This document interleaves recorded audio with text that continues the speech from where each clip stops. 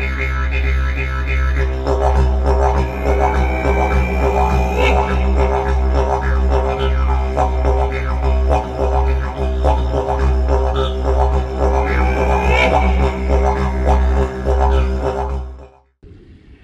everyone, welcome back to Skeledon, Bushcraft and Survival. So glad you could join me. Now, a while back I made a video about a shepherd sling, making it from cordage and showing you how I did it. And like I said in that video, I'm not saying that anybody is wrong, I do mine a little bit different. And I got a lot of great comments on that video, and thank you very much for all the support in watching that video. Well, I also got comments that let me know that my hands got in the way.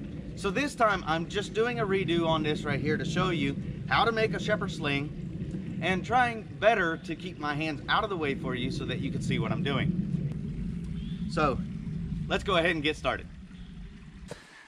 All right, just like last time, let's go over with what I have. I have these nails set out 5 inches apart, 1.5 inches this direction, of course, right in the center, 2.5 inches. I have 3 nails on this side, I have 1 nail on this side, as you see, and you'll see why in a minute why I'm doing that. And I also use a fabric tape measure. Number one, I keep it along with me as a part of my gear. It's easy to pack.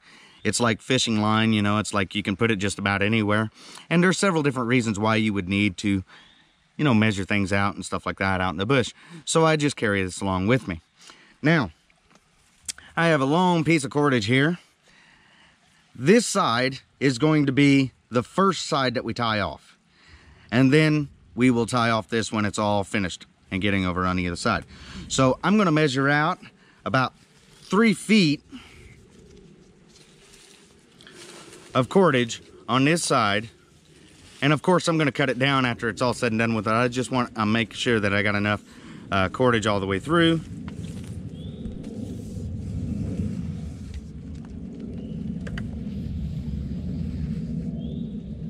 36 inches.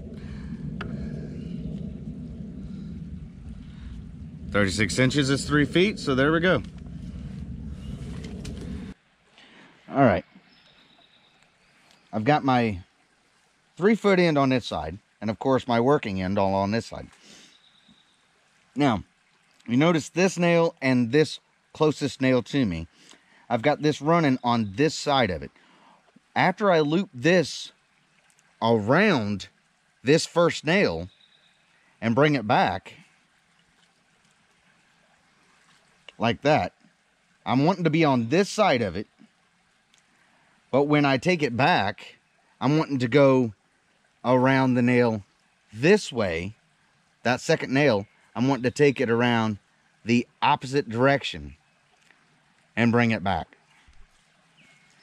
I'm still going to be wrapping around this direction on this one, but when I get to the other side here, trying to use my left hand so that my right hand, or I'm sorry, yeah, right hand so my left hand don't get in the way. This one, just like we started with, on this side, I'm wanting to do it on this side of this nail, wrapping it around, and again, taking it on, or not again, but this time taking it back around this way. That way this side right here is on this side of it, and I don't have to cross them over when I'm ready to loop it. At this point,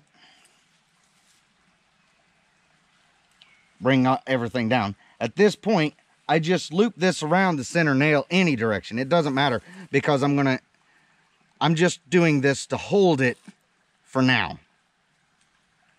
That is the only reason. I'm going to undo that loop there in a second. Now this one over here, now it's time to tie all these together. Now before I tie them all together, I want to make sure I've got this loop right here, this full complete loop. I've got them flat. The center ones, get this out of the way for a second. I want to make sure that those, let me get this out of the way so you can see. Completely out of the way. See, everything is flat here. These two are the third loop. These two are the second loop. These two are the third loop. And nothing is crossing over each other. So when I go through the weave, the standard weave, over and under weave process, these remain flat. And that's exactly what I want. All right, now that we've done this, I'm going to take this piece right here and I'm going to bring it back over, loop this again. Like I said, I'm going to undo this loop. This is just to hold it. And I want to show the 3 loops on this side. 1, 2, and 3.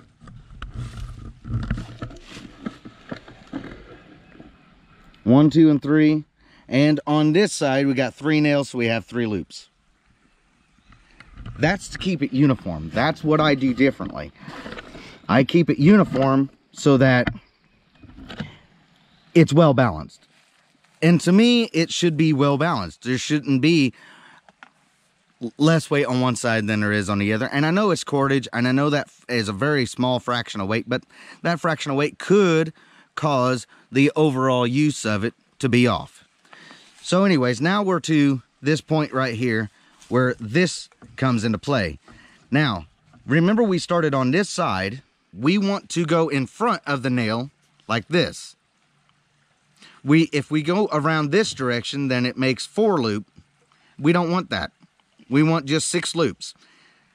3 on this side, 3 on that side. So we go in front of the nail. Then we go up underneath everything. And this is where it's going to be really hard for you to see, because everything grouped together, this is going to have to feed up underneath. And I don't know if I can show it like this right here, up underneath.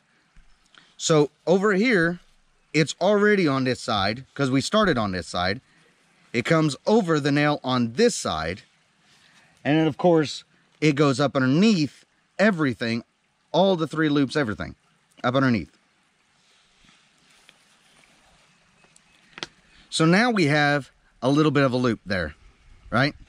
That we want to tie off. So we're going to send it back through this loop. We're going to send it through like this. And that makes just a regular half hitch. And pull that a little tight here, but we want room to be able to get this through all 3 loops. So, I'm going to back this nail out so that we can do that. And we have all 3 loops. We're wanting to send it through the bottom side, up through every single one of those loops. 1, 2, 3.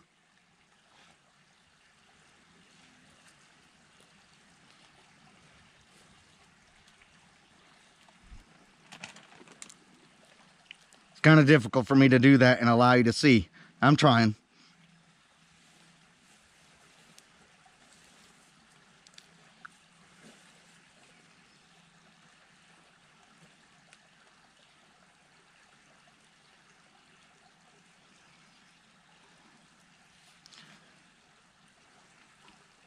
And then pull that tight.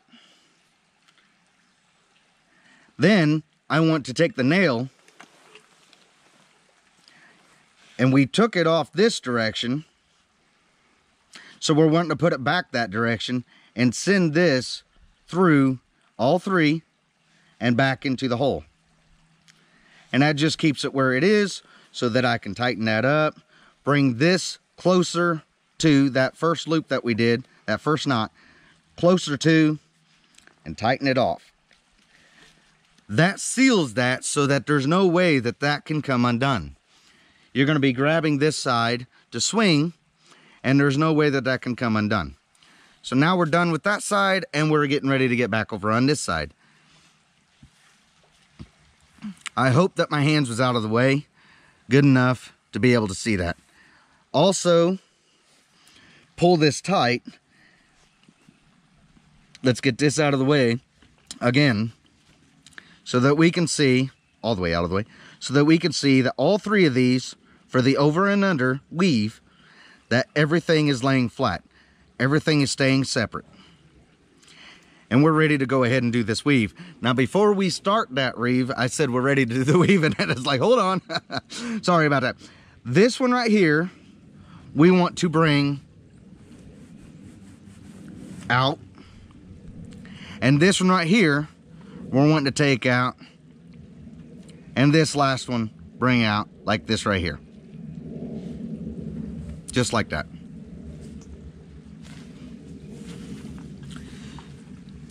That kind of helps separate them, but that also helps keep the diamond formation. So pull this tight. So this one right here, this side, the working end, is going to start the over and under weave. Now, making sure that these are all straight right here, I like to start with going over the first one and under the second one. So this one is the second one because this one is on this side. And this one right here is actually wrapped around this nail. And that's how we tell which one is which, because the one that is wrapping around the nail that we're working on. So over the first one and under the second one, it's all to do with that first nail. Then the second one, follow from this nail over, and that is the one that we go over. And then the one that comes here, we go under. And then again, this one right here goes around this way, so we're wanting to maintain that, so it goes over that one. And then the last one, it goes under. Now I know my hands is in the way, but it goes under that last one. And then just go ahead and pull it tight. And pull it this direction. Away. All right. Now it's just like that right there, except for opposite coming back. This one is going around this one. So if we went over this one, the first one, and we ended up under the last one, so coming back, we want to go over the first one and under the second one. So this one right here coming around this nail on this side is the one that we go under.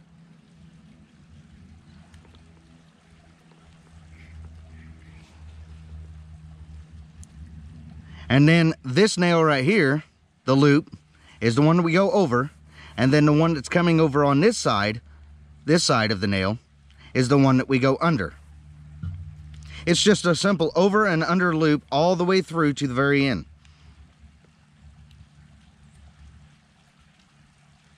Same thing over this one and under this one.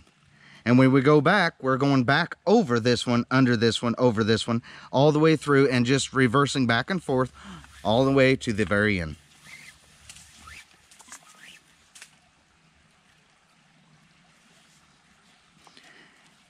And again, we're wanting this to be pulled this direction.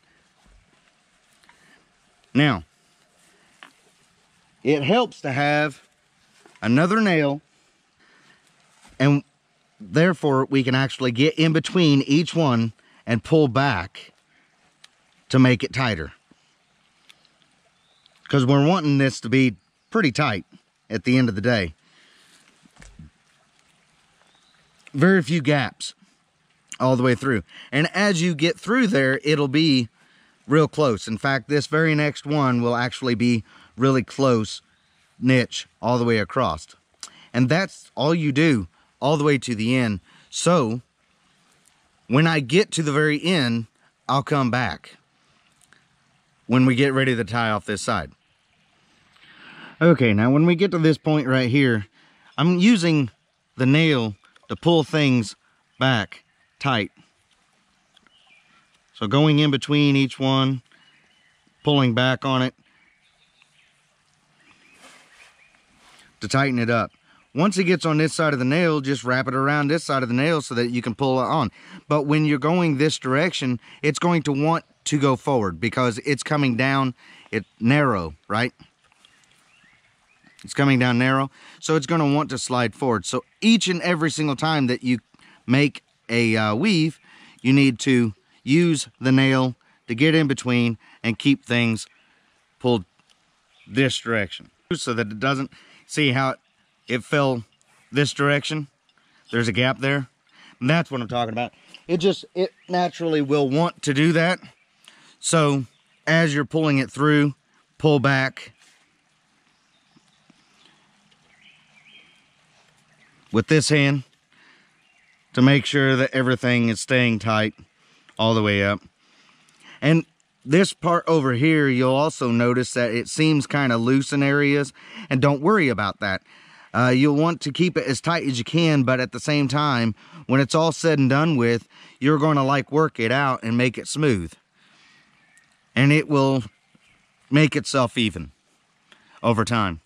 So I just wanted to point this out when you're doing it on this side of these two nails, how to keep that tight and make things a lot easier for you. All right, like I said before, I'll come back when I get ready to tie it off. All right, now that we're at the very end here, you notice how it's coming in really narrow here and it's not so narrow here. Well, the reason why is because of these nails here. So at this point, we want to take out the outer nails, this one and this one. We want to leave the center ones in. Okay, so take out this nail and this nail.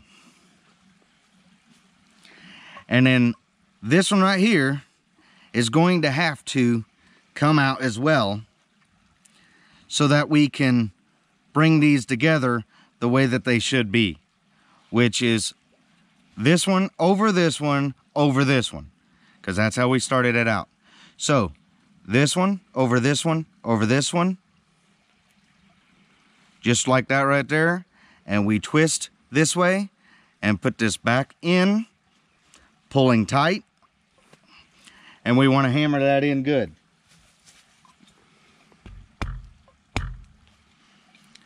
All right, and now we want to pull this tight, holding them together, which it takes two hands, but I'm pulling that way.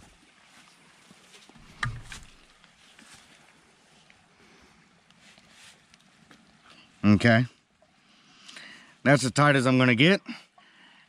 Now, I want to clarify something real quick here that I did not mention in the past, in the beginning of the video. The length of cordage that I'm using is way longer than what you need, as you see. You basically only need about 14 feet. But I would start with, well, I would suggest starting out, I didn't, but I would suggest starting out with more than you need. So 20 feet would be more than enough. Remember, you're wanting about 3 foot on this side, and you're wanting 3 foot on this side. 3 foot, 3 foot. Okay. So now that we're back here, and everything is pulled tight, coming in, you notice how it's tighter on this side than it is on this side? That's fine. And I'll show you that after a bit here. But we've got to get this end through that, and we also have to make that same knot that we did on this side. So since it's pulling through on this side, we come again on this side of the inside of the nail, just like we did on this side, inside of the nail. Because if we come back, then that's 4 loops, and we don't want that. So it's on the inside of the nail. We come over everything, and just like the other, that one right there, I'm going to try to show this, under everything. Okay? Stay. Hitting the camera.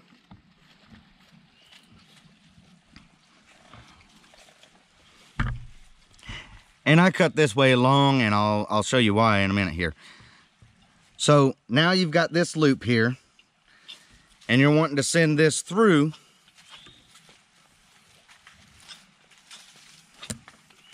the loop like that, so that it ties a knot. It's a half hitch going around it, just like that right there. Now this part right here we don't want to tighten, because we've got to come up underneath and pull back through this right here. Now this is where it becomes difficult, but just take time with it and it's fairly easy, and using another nail really helps. So I got a nail here. I'm going to go ahead and take this nail out. Okay. All right. But I'm going to have to put the nail back. So like I said, up through everything. So if you go down through the cordage like this right here, like feeding a hook on a worm. Just like that right there, you're able to feed through 1, 2, and 3 fairly easy. And just like before, we put the nail back in and put it back in that hole and then hammer it back down.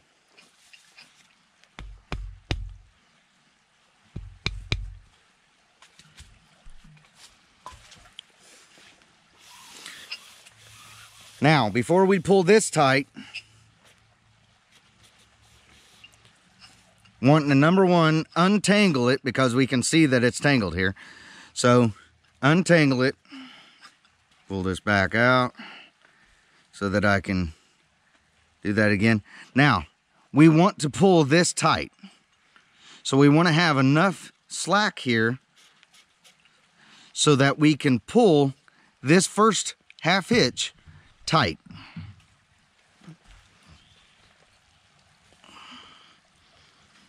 And then pull this through.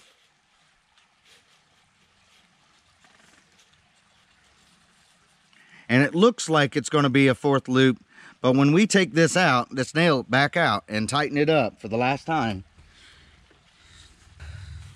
you can see how this one right here disappears and it's no longer a 3rd loop or a 4th loop. And then just pull it tight.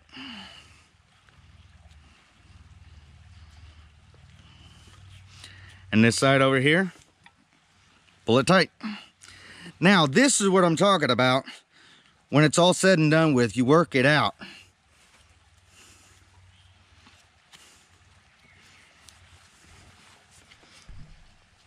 Pull that tight and loosen this up and work it.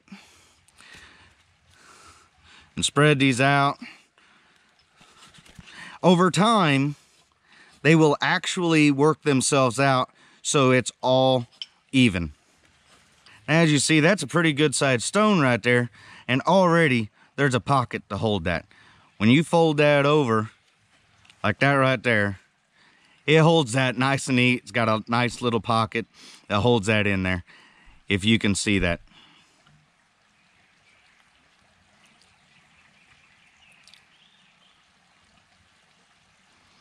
Cups it all the way around, as you can see.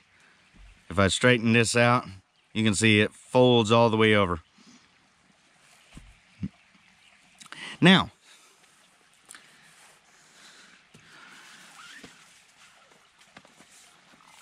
this side right here, you can just do a simple slip knot. That's what your finger would ride in, like that right there. On the other side, which is the reason why that I made it longer, if I fold this in half,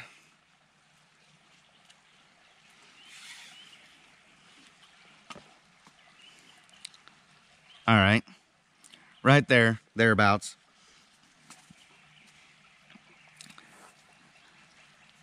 You can make a monkey fist. Got a rock right there. See? Has a pocket. It holds it. Nice and neat. Got my monkey tail, or monkey fist right there, and I got it wrapped around my finger. Oh, it hit that little limb instead of hitting the tree. Alright, well that's it. You see that it works. And I hope that this one is a lot better than the first one I did. And I hope that you're able to see what I did and could and copy it a little bit better. And my hands ain't in the way as much as it was the first time. And I'm very sorry about that. Sometimes it's really hard to do certain things like this and not get your hands in the way. but I hope this one is better. If you like the video, smash the like button, comment, share, all that good stuff. And I'll see you on the next one. And remember, nature, it does provide.